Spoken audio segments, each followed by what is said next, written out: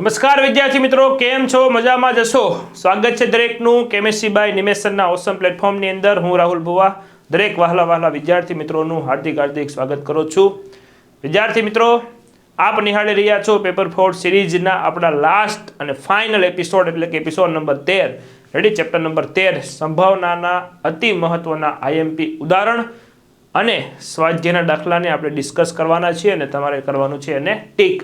વિદ્યાર્થી મિત્રો, અહીં કરવામાં આવતા આઈએમપી દાખલાઓ, ઉદાહરણો એ એવા દાખલાઓ છે કે બોર્ડની પરીક્ષામાં, રેડી, જૂની એક્ઝામની અંદર, જૂના બોર્ડના પેપરની અંદર વિદ્યાર્થી મિત્રો પૂછાઈ ગયેલા હોય. આ ઉપરાંત સાંભળજો, આ ઉપરાંત હવે મેન ટોપિક છે. આ ઉપરાંત આવનારી પરીક્ષા, એ પછી તમારી સ્કૂલની રાઉન્ડ ટેસ્ટ હોય, તમારી સ્કૂલની વાર્ષિક અથવા દ્વિતીય પરીક્ષા હોય, અથવા તો આવનારી બોર્ડની પરીક્ષા હોય, એની અંદર આવવાના ચાન્સ એના સૌથી વધારે છે. તો એવા દાખલાઓને અહીંયા હું તમને ટીક કરાવું છું, ડિસ્કસ કરીએ છીએ આપણે બધા. તો વિદ્યાર્થી મિત્રો, તેને ખાસ તમે પ્રિપેર કરજો. રેડી? જો તમે સંપૂર્ણ સિલેબસ પ્રિપેર કરતા હોય તો ખાસ પ્રિપેર કરતા રેડી કરવાના તો છે જ તમારે સંપૂર્ણ સિલેબસને, પણ વિદ્યાર્થી મિત્રો સંપૂર્ણ સિલેબસ પ્રિપેર કરવાની સાથે સાથે અહીંયા જે હું તમને ટીક કરાવું છું, રેડી, તેની અંદર તમારે 100% નહીં પરંતુ 200% તમારે તેની અંદર ધ્યાન આપવાનું છે અને પ્રિપેર કરવાના છે, કારણ કે એવા અઘરા દાખલાઓ અથવા ઉદાહરણો હોઈ શકે છે. ચાલો વિદ્યાર્થી મિત્રો, સમય બરબાદ ન કરતા મુદ્દાની વાત કરીએ, કારણ કે તમે જે જોવા આવ્યા છો એ મારે તમને અહીંયા બતાવવાનું છે, તમને કહેવાનું છે, તમને શીખવાડવાનું છે, એ મને ખબર છે. એટલે વધારે કોઈ બીજી ચર્ચા નહીં, ટાઈમ નથી આપણી આગળ. મને ખબર છે આપણે 12 સાયન્સના વિદ્યાર્થીઓ છીએ. સંભાવના ચેપ્ટરના આઈએમપી લેવા આવ્યા છીએ, ત્યારે આપણે મેન એ જ વાત કરવાની છે. બીજી કોઈ ચર્ચા મને પણ પસંદ નથી. તો વિદ્યાર્થી મિત્રો, એક પણ સમય બરબાદ કર્યા વગર આપણે ઝડપથી આપણી બોર્ડની પરીક્ષા માટે વરદાન સમાન કહેવાય. એટલે કે શું કહેવાય સાહેબ? તો કે કહેવાય એનસીઆરટી. તો આપણે આવી જઈએ આપણી એનસીઆરટીમાં. રેડી? સંભાવના ચેપ્ટરને આપણે સંપૂર્ણ એક્સપ્લોર કરીએ તો અહીંયાથી આપણે જશું આપણી એનસીઆરટી તરફ. ચાલો, આવી ગયા આપણે એનસીઆરટી. કોઈ પણ ચેપ્ટર શીખતા પહેલાં આપણે એક કામ કરવું પડે. કયું કામ કરવું પડે? તો કોઈ પણ ચેપ્ટર શીખતા પહેલાં આપણે એક કામ કરવું પડે. એ કામ છે આપણું ગુણભાર ખબર હોવી જોઈએ. રેડી? ગુણભાર કોઈ પણ ચેપ્ટર, કેટલા એમસીક્યુ આવવાના છે, કેટલા અહીંયા 2 માર્ક્સના, કેટલા 3 માર્ક્સના, કેટલા 4 માર્ક્સના દાખલા આવવાના છે, એ આપણને ખબર હોવી જોઈએ. તો આવો વિદ્યાર્થી મિત્રો, એના વિશે પણ વાત કરીએ. અહીંયા પહેલે સૌપ્રથમ ગુણભારની વાત કરી દઉં. તો ગુણભારની અંદર 2 એમસીક્યુ તમારા આ ચેપ્ટરમાંથી રહેવાના છે. એકદમ સરળ હશે, શરતી સંભાવનાના વધારે હશે એમસીક્યુ. રેડી? ચાલો, ત્યાર પછી 2 માર્ક્સનો દાખલો.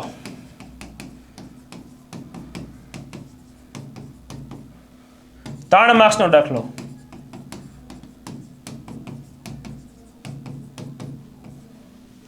રેડી? અને હા, બીજી એક વસ્તુ, 2 માર્ક્સનો એક નહીં, 2 માર્ક્સના 2 દાખલા. એટલે કુલ કેટલા માર્ક્સનું થઈ ગયું તમે જુઓ તો કે 4, 5, 6, 7, 8, 9 એનો કુલ ગુણભાર થઈ ગયો. જનરલ વિકલ્પ સાથે જ આપણે ગણતરી કરવાની હોય, કારણ કે પેપર જનરલ વિકલ્પ સાથે જ આપણે લખવાનું છે.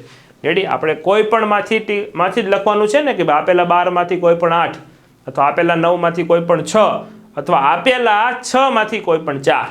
રેડી? 3 વિભાગની માહિતી તમને આપી દીધી છે. તો વિદ્યાર્થી મિત્રો, આમાંથી જ લખવાનું હોય તો આપણે ગુણભાર કુલ જ જોવાનો ને. હું કામ શા માટે જનરલ વિકલ્પ વિના આપણે ગુણભાર જોઈએ? આપણને 2 માર્ક્સના 2 આવડી જાય સંભાવના, તો આપણે ભયો ન થઈ જાય. તો ભયો જ કરવાનો છે. આપણે શું કરવાનો છે? ભયો.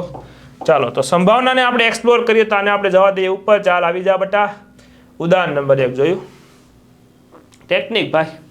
તો ઉદાહરણ નંબર 1 કંઈ આવી જાય એટલે આ ઉદાહરણ છે એમસીક્યુનો. તો તમે ટીક કરો, એમસીક્યુ માટે પૂછાય અથવા તો 2 માર્ક્સ માટે પૂછાય. રેડી? વધારે તો એમસીક્યુનું જ તમને કહું છું, એટલે જે હશે એ જ કહીશ. રેડી? બીજી કોઈ ચર્ચા આપણે કરવાની થતી જ નથી. એમસીક્યુ માટે તમારે કરવાનું. આગળ આવતા આઈએમપી હોય એ ઉદાહરણ, એટલે કે પાસાને 2 વાર ફેંકવાનો છે. 2 માર્ક્સ માટે આઈએમપી છે. ઉદાહરણ નંબર 6. ચાલો, હજી આગળ વહી આવો, આવતા જ રહ્યો.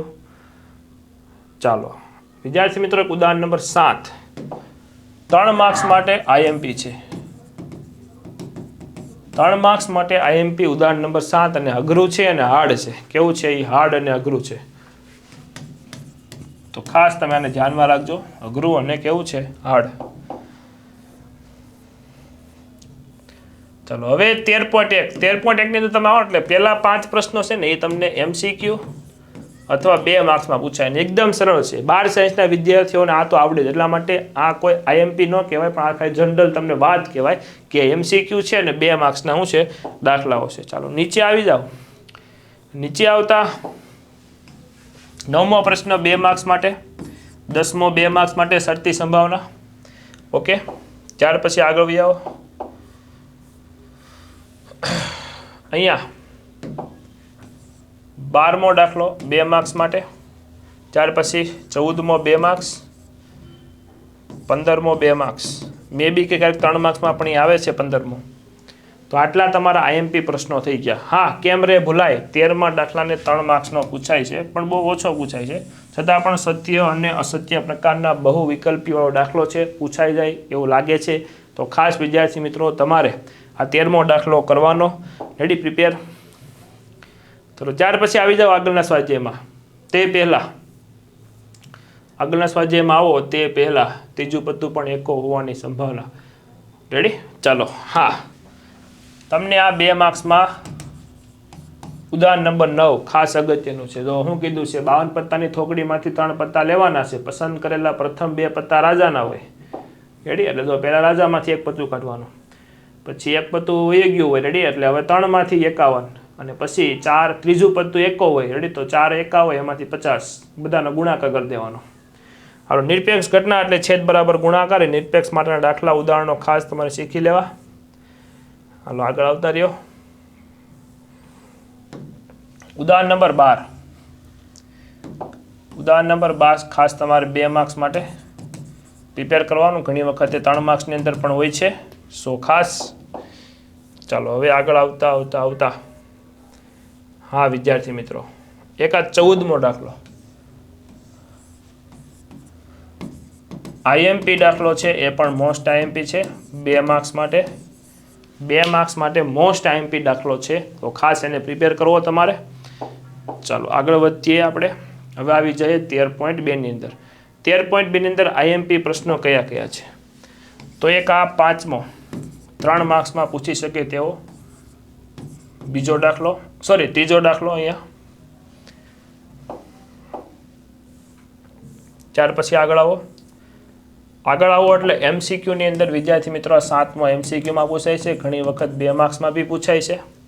ઓકે, બાકી તો જો MCQ માટે તમને કહું તો MCQ 9મો, MCQ 10, દરેક MCQ છે, MCQ ને IMP છે, જોઈ લેજો. પછી 2 માર્ક્સ માટે 11મો ઇમ્પોર્ટન્ટ છે, અને મોસ્ટ IMP દાખલો હોય એ આ દાખલો છે 2 માર્ક્સ માટે. ભૂલાઈ જાય એવો દાખલો, કારણ કે અહીંયા ઓછામાં ઓછી 1 વખત અયુગ્મ સંખ્યા પૂછેલી છે, એટલે ઘણા લોકો ત્યાં આવીને મિસ્ટેક કરે તેવી શક્યતાઓ લાગે છે. તો વિદ્યાર્થી મિત્રો ખાસ 12મો દાખલો ભૂલાઈ નહીં ગણવા માટે તમારે પ્રિપેરેશન કરીને જવાનો ઘરેથી. જ્યારે પણ જાઓ જ્યારે પણ ઘરેથી નીકળો ત્યારે 16મો દાખલો એક 3 માર્ક્સ માટે અગત્યતા ધરાવે છે. ચલો ત્યાર પછી વિદ્યાર્થી મિત્રો 14મો દાખલો 3 માર્ક્સ માટે અથવા 2 માર્ક્સ માટે ઘણી વખત હોય છે, સો ખાસ એને પણ પ્રિપેર કરજો. ચાલો ત્યાર પછી હવે આપણે મેન બેઝના થિયરમ તરફ આપણે આગળ વધીએ. ત્યારે આ બધું તમને ખબર જ છે. ચાલો 3 માર્ક્સ માટે ઉદાહરણ નંબર 17 ને IMP ટીક કરો. પછી 4 પછી એક HIV વાળો, હા એ હુઈ ના બાત. 3 માર્ક્સ માટે મોસ્ટ IMP દાખલો એટલે કે HIV. આ HIV આવશે, પછી હૃદય રોગના હુમલાવાળો દાખલો આવશે એક આગળ હજી. તો ખાસ હવે તો અભી તો મેને સ્ટાર્ટ કિયા है, એટલે ખાસ જોતા રહેજો. રેડી,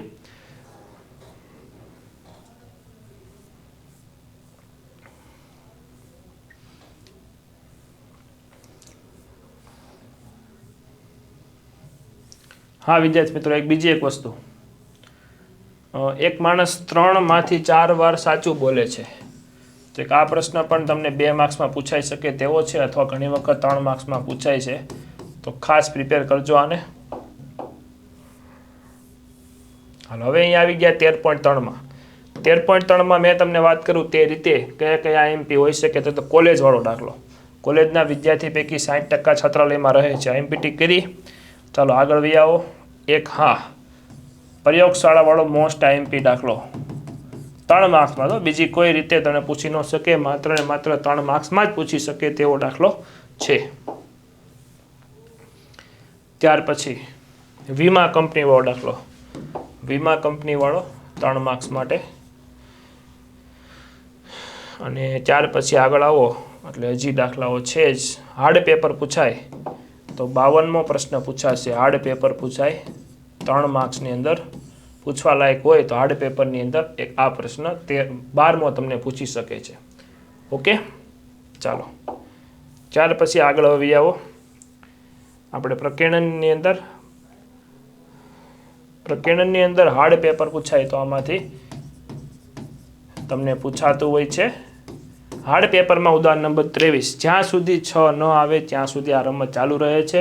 એ અને બીનો વારાફરતી પાસા ફેંકવાના છે. 6 મેળવનાર રમત જીતી જાય છે. રમત જીતે એની સંભાવના આપણે મેળવવાની છે. એટલે આમાં તમને સમગુણોત્તર શ્રેણી બનતું દેખાશે. જો અહીંયા સમગુણોત્તર શ્રેણી, અનંત સમગુણોત્તર શ્રેણીનું સૂત્ર લાગશે. પછી 24મો પ્રશ્ન, 22 નહીં, યંત્ર 2 સ્વીકાર્ય વસ્તુનું ઉત્પાદન કરે તો યંત્ર યોગ્ય રીતે પ્રસ્થાપિત થયેલું હોય તેની સંભાવના આપણે ગોતવાની છે. એટલે એ ડબલ વખત તમારે ગુણાકાર કરવાનો છે સંભાવનાનો.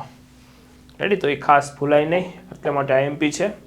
પ્રકીર્ણન સ્વાધ્યાયમાં આવો એટલે જરૂરી હોય એવો દાખલો જો આ અભ્યાસક્રમમાં નથી, ચોથો દાખલો, એટલે ખાસ યાદ રાખજો કે આ લોકોને પ્રિપેર કરવા બેસી જાય છે પણ પ્રિપેર કરવા નથી, એ અભ્યાસક્રમમાં નથી.